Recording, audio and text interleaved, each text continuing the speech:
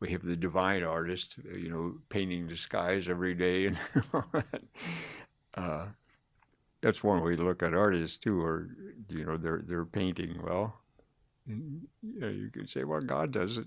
He paints sunrises and sunsets, uh, paints all kinds of wonderful things. And what a variety of colors! God's got more greens on His palette than than we could ever dream of.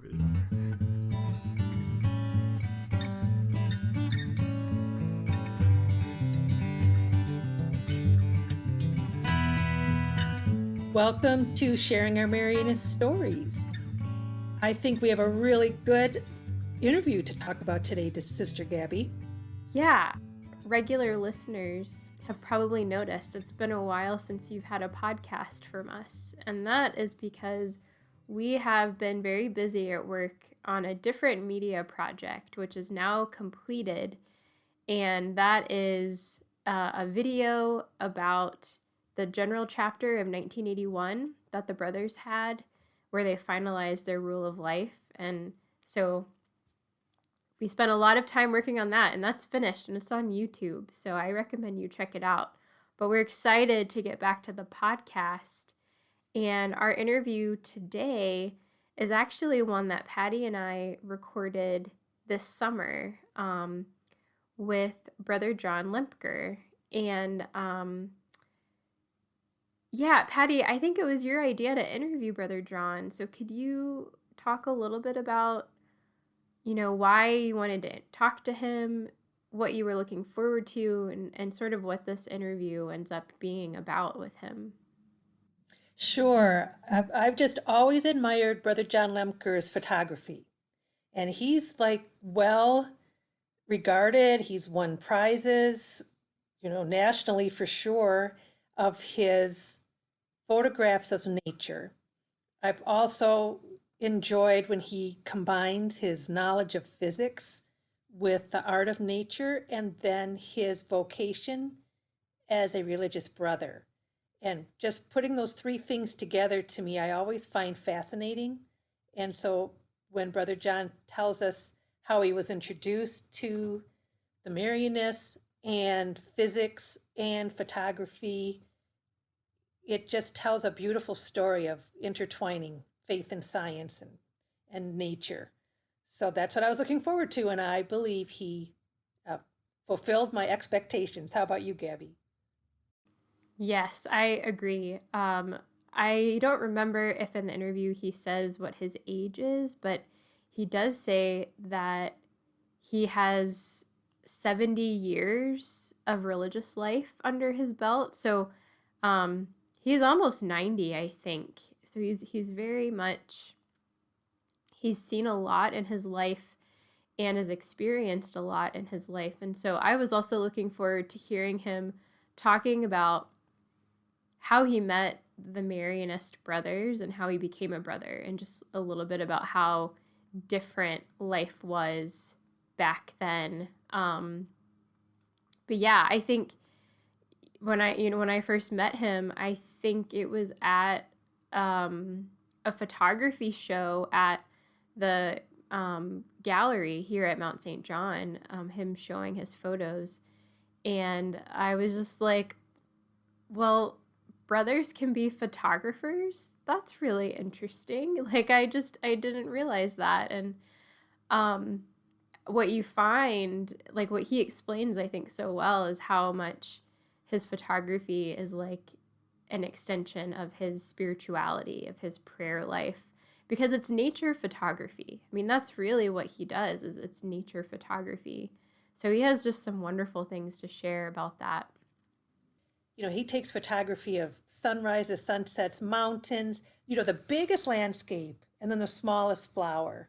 And so I think his photography helps us see with what maybe we can't travel to see, or an opportunity to see more than our own eyes when we reflect on that. And then when he puts his spirituality into it, it's just a prayer. It just feels like a prayer.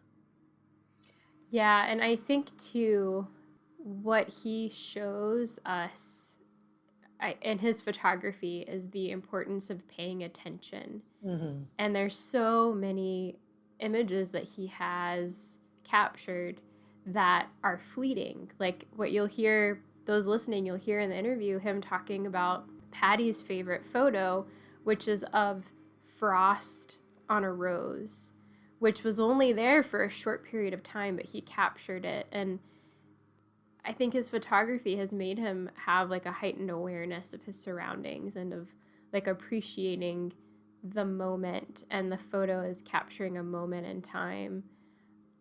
So I don't know, it made me think a lot more about photography, not only as an art form, but also as like as a form of prayer. I absolutely agree. And I also think his love of science, that knowledge and inquisitiveness of, God's creation, just, I think, all comes together for like a particular artist's view when he takes his photographs. And I think this interview is also notable because this is the first interview we have done in person. Number one, in person since COVID. And number two, the very first interview in our new recording studio. So during the pandemic, we turned a portion of the front of our office, kind of walled it in with glass and with some acoustic paneling, and it's become a recording studio, which is going to be the set place of hopefully many future interviews to come, both video and audio. So that was very exciting that Brother John could be our first official guest in our new recording studio space. It was, and the name of our new recording studio is Brother Lawrence J. Cada Recording Studio, which is so meaningful for all of us at NACMS, as he has been a Marianist scholar for many, many years, as many of you know, and was the first director of NACMS. So we're so happy to share this with you and promise you many more in the future. Without further ado, here is our interview with Brother John Lemker, and we hope you enjoy it.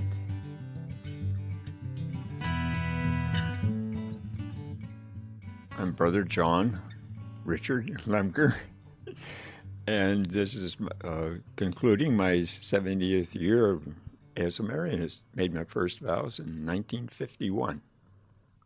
How did you meet the brothers, and how did you decide that you wanted to become a brother? Well, it would go back to the 40s, and I was interested in becoming a priest, and I thought of that as a possibility. I talked to my pastor, and he suggested that, you're a little young. He said, go down to Covenant Catholic, and of course, Marian is taught there.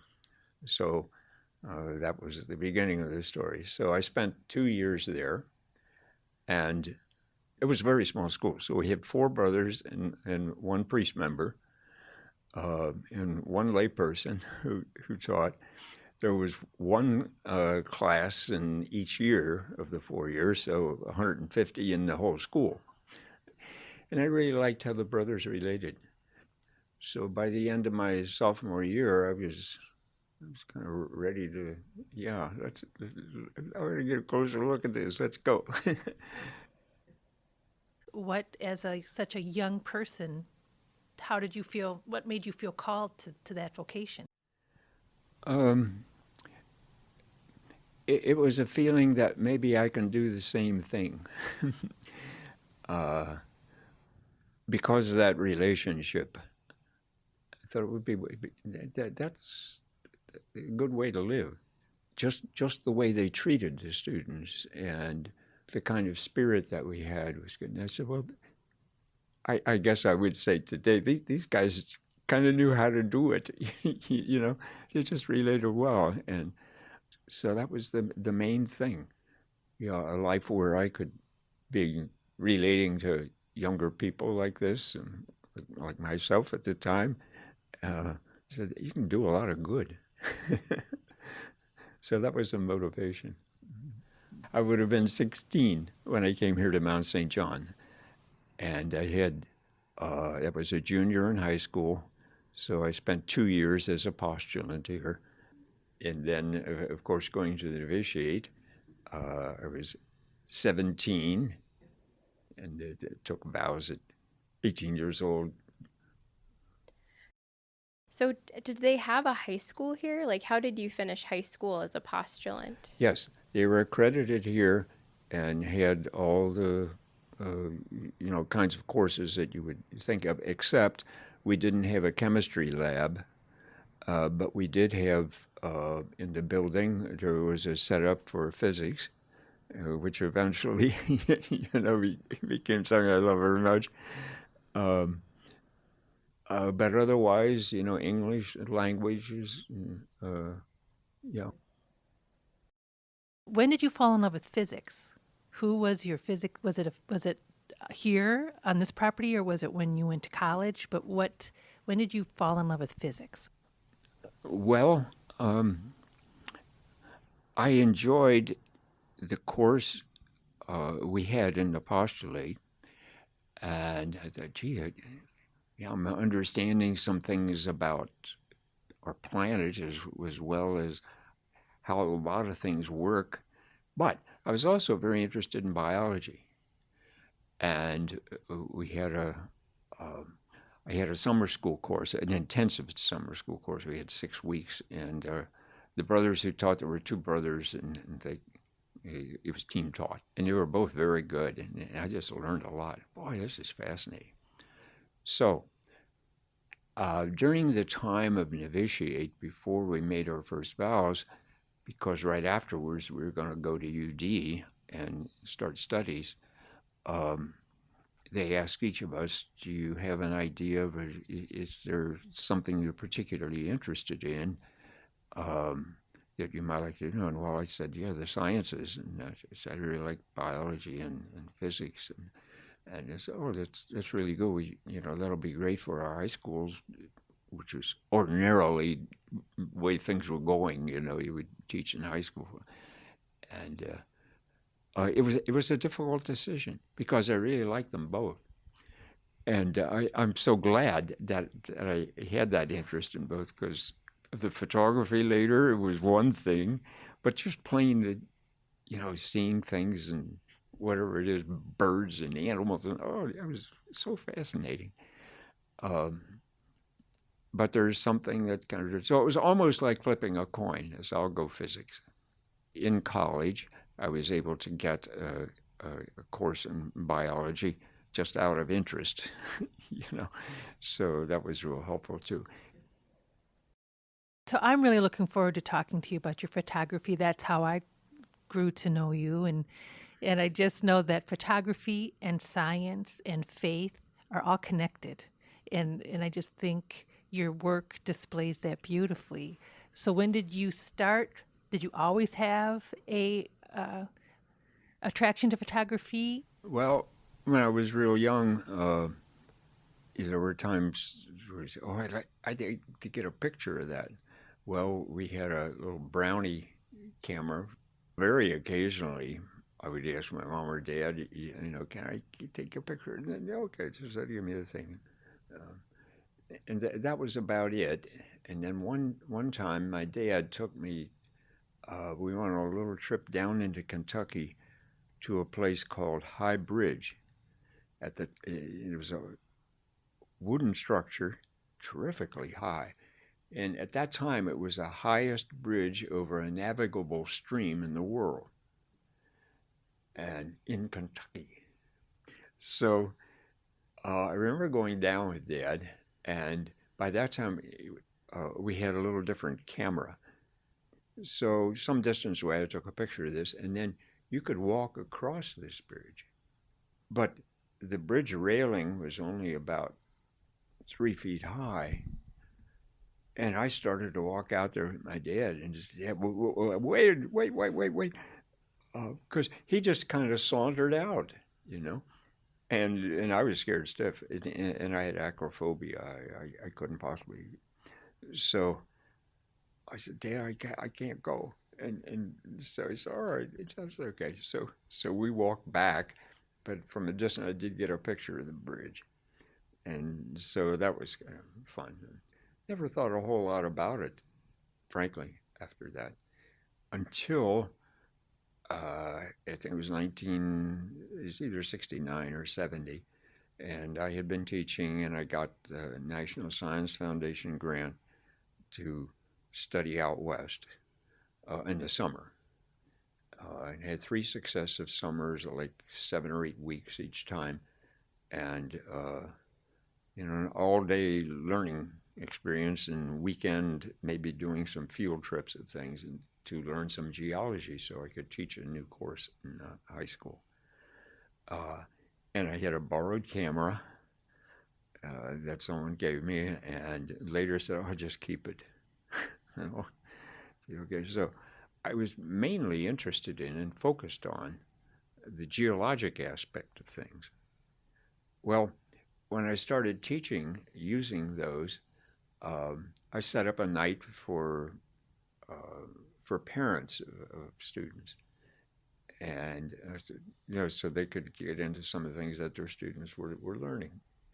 So a number of parents came, and I showed these, and the main interest wasn't for the parents wasn't in the geology. They were seeing other things there. I said, yeah, well, maybe I ought to pay more attention to some of these other aspects. So I started doing that, and the rest is, the rest of the years were spent then predominantly on things other than geological, although they're there automatically in many instances. So then I really got serious, and at the time of my Silver Jubilee, I got permission to ask for, because my parents wanted to do something special, and that I might have a camera and a wide-angle lens to go with. So that's how it all began. And then, a couple of years later, people were encouraging me, and I thought some of this might be published. So the Sierra Club calendar in those days would solicit pictures, and they would have 200,000-300,000 photographs, and then they'd make their yearly calendar of 50 photos. And so I sent them 2 samples that I had, and they used one of them, and that was the Reeds and Reflections one. Then I was flooded.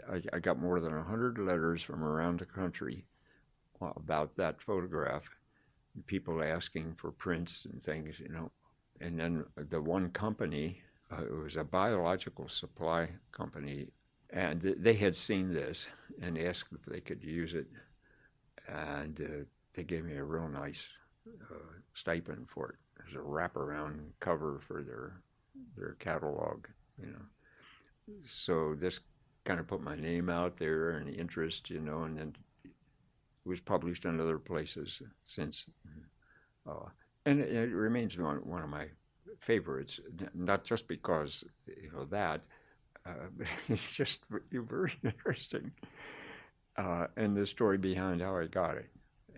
So I photograph sometimes with, I'm looking for something very specific, or rather specific. And then you have to be ready, though, for all the surprises. And sometimes they turn out to be better than what you went for, because I went to photograph Halley's Comet that morning. And I didn't see it because it was fogged over. And I had traveled 2 hours, getting up at 2:30 in the morning to get to a spot, because it was pretty close. Halley's Comet was supposed to be close to the horizon. And I thought, oh, gee, all this wasted time. So I was really discouraged. Got in the car and started home and almost fell asleep and said, whoa, I got to get off the road and take a nap. And I pulled off the road, and just happened to be, there were some canoes there, and there's a little lake here, and you rent a canoe, Wasn't ready to rent a canoe, so I fell asleep. And when I woke up, I was so groggy that I can't drive yet. Better get up and walk around, which I did. And then I walked on this little lake. And there are those reeds. It was the best photograph of my life, and it turns out that isn't what I went for at all. Somebody told me down photograph some reeds, and yeah, go fly a kite, you know. Ever since that, I've just been captivated by the beauty and the intrigue of creation. And coming more and more to realize what we've talked about a little bit, the connectedness of everything, and how important that is to realize and to appreciate its contribution to contemplation. Another whole aspect of silence, when you're just there and it's just truly awesome. I've learned to appreciate. Well, just stand at awe. What's been your favorite place that you've photographed? Because I know you've been to a lot of places. That's a tough one. that can change from year to year. I guess the one that I visited most, partly because of its accessibility, but mostly because of the beauty and just the awesomeness that's there, is the Upper Peninsula of Michigan. In the autumn, the autumn colors, the lakes, the kinds of reflections in the lakes. So, and some very, very interesting and different things. Other things I've learned, like there was a white pine forest up there in this one area, and it was clear cut. I don't know when, but many, many years ago, and so the stumps that were left.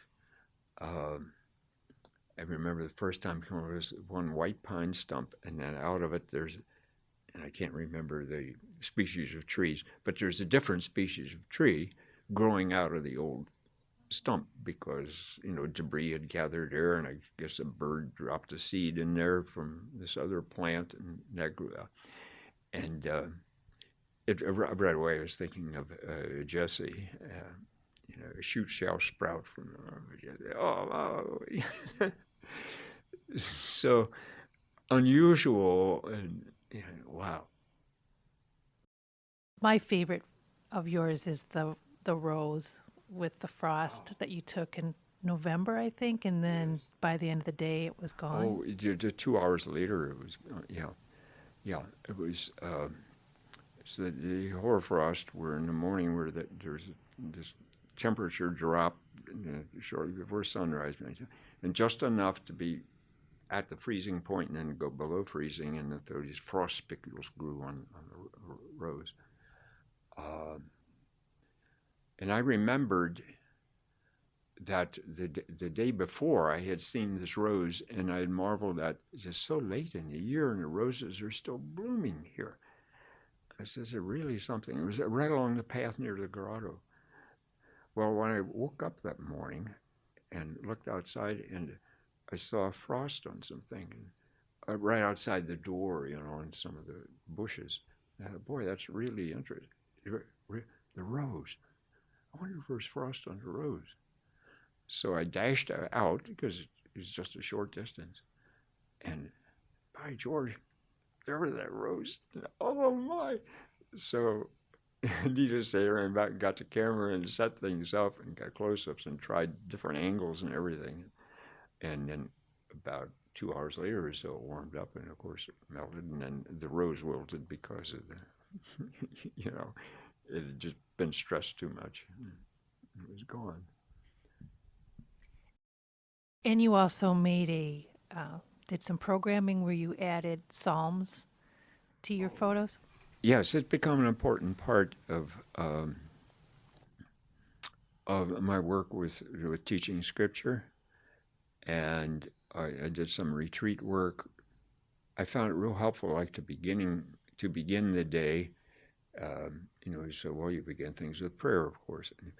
So I would put the slides, a selection of slides with a psalm, for example, and then after each stanza of the psalm, perhaps changed to a new photograph, and to line them up pretty well. Well, like the Benedicite, bless the Lord, or your works of the Lord, and sun and rain, bless the Lord. Well, you can find photographs of those, and so maybe with a pause. And I wouldn't do that for each individual little one, but 15 slides, and people really appreciated that, and I found it a prayerful thing to prepare.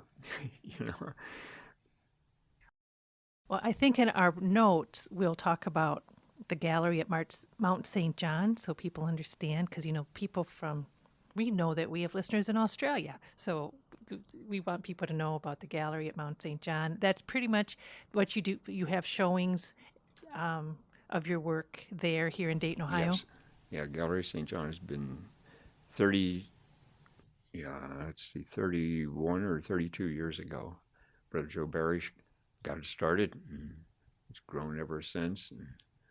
And we have as the mission statement for the gallery that it's an educational adventure. We're hopeful that it's really helpful to other people to see a kind of creativity that might be a little different from what they've experienced. We experience that in our differences. We are so different, basically, the 5 of us who show ordinarily. We just do different things, but they're all expressions of this creativity and God's blessings. And so we try to, best we can promote that. And people learn in different ways. And it's not just by books. That's so very important. I mean, I love reading, I love books, I read a lot of books. But there are other ways that our whole being is touched that you can't get from books. And that's what artists are all about. So I think we need that aspect of life to look at things that are really works of art. And again, that standing at awe comes the same way. We have the divine artist, painting the skies every day, and that's one way to look at artists too. Or they're painting well. And, you could say, well, God does it. He paints sunrises and sunsets, paints all kinds of wonderful things. And what a variety of colors. God's got more greens on his palette than we than we could ever dream of. Well, thank you for listening. We hope you enjoyed our interview with Brother John Lemker. We'd also like to mention that the art gallery is still open a couple days a week on the Mount St. John property. Brother John always has some photography there and still has unique shows, as well as other Marianist artists. If you haven't had a chance to check this space out, it is really worth your time. And we've included on our webpage, on the page where we posted this podcast, and in the show notes for this podcast, a link to the gallery website. So we recommend that you click on that and check it out and learn a little bit more about Brother John's work and other Marianist artists on that website. If you want to learn more about NACMS or hear our other podcasts, go to www.nacms.org and check out our programming and lots of very interesting podcasts.